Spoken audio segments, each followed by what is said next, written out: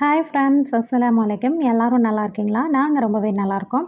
இன்றைக்கி நம்ம நல்ல டேஸ்ட்டான ஃபிஷ் ஃப்ரை தான் செய்ய போகிறோம். ஃபிஷ் ஃப்ரை பண்ணும்போது பொதுவாக எல்லாருக்கும் வரக்கூடிய மிஸ்டேக் என்னென்னா, மசாலா பிரியறது, எண்ணெய் நிறைய குடிக்கிறது. இன்றைக்கி நம்ம அந்த மிஸ்டேக்ஸ் எல்லாம் வராமல் மீன் எப்படி ஃப்ரை பண்ணுறது அப்படின்னு தான் பார்க்க போகிறோம்.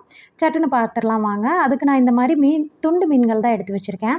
இதை நல்லா வாஷ் பண்ணி எடுத்து வச்சுருக்கேன். இப்போ இதுக்கு நம்ம மசாலா ரெடி பண்ணிக்கலாம். அதுக்கு ஒரு பிளேட்டில் ஒரு 1/4 டீஸ்பூன் போல் மஞ்சத்தூள், 1 டீஸ்பூன் மிளகாய்த்தூள், 1 டீஸ்பூன் மல்லித்தூள், 1/4 டீஸ்பூன் ஜீரகத்தூள், 1/4 டீஸ்பூன் கரம் மசாலா, கூடவே இஞ்சி பூண்டு பேஸ்ட்டு 1 டீஸ்பூன் சேர்த்துக்கோங்க. தேவையான அளவு உப்பு, ஒரு 1/2 லெமனோட ஜூஸ் எல்லாத்தையும் சேர்த்து ஒரு ஸ்பூன் இல்லை கை வச்சு நல்லா மிக்ஸ் பண்ணிக்கலாம். இது கூட கொஞ்சமாக கோகனட் ஆயில் சேர்த்து மிக்ஸ் பண்ணிக்கோங்க. உங்களுக்கு கோகனட் ஆயில் சேர்க்க பிடிக்கலன்னா நார்மல் ஆயில் கூட சேர்த்துக்கலாம், இல்லை நெய் கூட சேர்த்துக்கலாம்.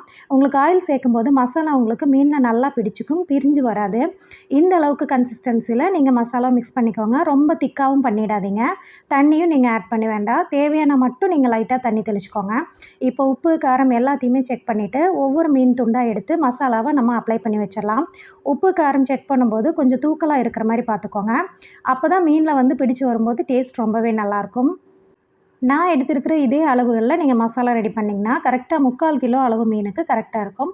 நீங்கள் வந்து மீன் எக்ஸ்ட்ரா எடுக்கிறீங்கன்னா மசாலாவுடைய அளவுகளை நீங்கள் அதிகப்படுத்திக்கோங்க. இப்போ எல்லா மீன் துண்டுகள்லையுமே மசாலா நல்லா அப்ளை பண்ணிவிட்டு ஒரு மணி நேரத்துக்கு ரெஸ்ட்டில் விட்டுடலாம். அதுக்கப்புறம் ஃப்ரை பண்ணிக்கலாம். குறைஞ்சது 1 மணி நேரம் இல்லைன்னா ஒரு அரை மணிக்கூறாவது ஊற விடுங்க. அப்போ தான் அந்த மீனில் வந்து மசாலா நல்லா பிடிச்சு ஊறி வரும். உங்களுக்கு ஃப்ரை பண்ணும்போதுமே உள்ளே எல்லாம் நல்லா டேஸ்ட்டாக இருக்கும். இப்போ 1 ஹவர் ஆகிடுச்சு. இப்போ நம்ம ஃப்ரை பண்ணிக்கலாம். நான் இன்றைக்கி ஷாலோ ஃப்ரை தான் பண்ணுறேன். நீங்கள் டீப் ஃப்ரை பண்ணுறதா கூட பண்ணிக்கலாம், இல்லை உங்களுக்கு எந்த மாதிரி விருப்பமோ அந்த மாதிரி செஞ்சுக்கலாம்.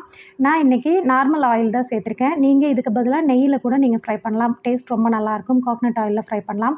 மீடியம் ஃப்ளேமில் வச்சுக்கோங்க. பாருங்கள், நான் வந்து அளவாக தான் ஊற்றிருக்கேன். பட் ஆயில் வந்து ரொம்ப குடிக்கவோ அந்த மசாலா பிரியவோ இல்லை. நான் இப்போ ஒன் சைடு வெந்ததுக்கப்புறம் திருப்பி போடுறேன் பாருங்கள்.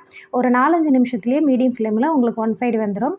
நீங்கள் 2 பக்கமுமே நல்லா திருப்பி போட்டுருங்க. டோட்டலாக உங்களுக்கு ஒரு 10 நிமிஷத்துலேயே உங்களுக்கு ஃபிஷ் நல்லா ஃப்ரை ஆகி வந்துடும்.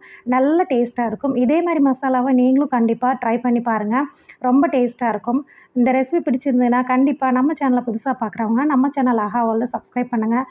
மற்றவங்களுக்கும் ஷேர் பண்ணுங்கள். நெக்ஸ்ட் ஒரு சூப்பரான வீடியோவில் எல்லாரையுமே மீட் பண்ணுறேன். தேங்க்ஸ் ஃபார் வாட்சிங்.